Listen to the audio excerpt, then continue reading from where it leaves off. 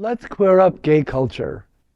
Gays in the Glades rule the Florida Everglades with motel, restaurant, and drag shows.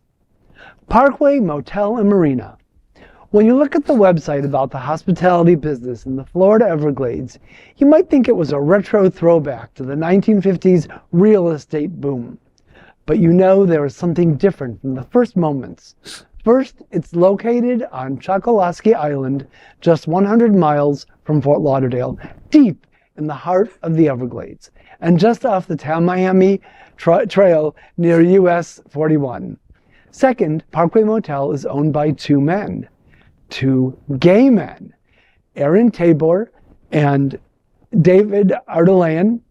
Wilton Manors regulars will probably recognize the names. Artelayan was a founding partner and manager of Drink on Wilton Drive. He became interested in the South Florida Gay Softball League because of wanting to meet Tabor. He told that story in an interview on It's Happening Out during an episode more than 5 years ago on the live show at Drink. But they wanted something different from the hustle and bustle of gay Wilton Manors. We couldn't have imagined they would retreat deep into the Florida Everglades. Originally built as a fishing village in 1956, Parkway is surrounded by millions of miles of wilderness.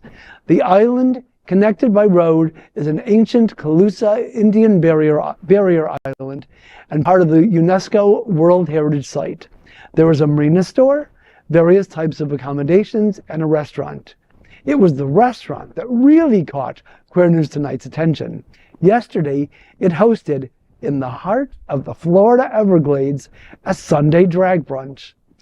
The restaurant is Have Anna Cafe, and the rural drag brunch starred Velvet Lenore, T.P. Lords, Lisa Renee, and Alondra Matthews. The DJ was none other than well-known performer Alex Ferber. The branding is called Gays in the Glades, and this is the first time we've ever seen anything like it. It's proof positive that the LGBTQ plus experience is everywhere. Check out everything, including accommodations, outdoor adventures, and an incredible drag brunch in the Florida Everglades at parkwaymotelmarina.com. Well, my husband and I have been living in South Florida for more than 10 years, and we still have not been to the Everglades. Oh my God.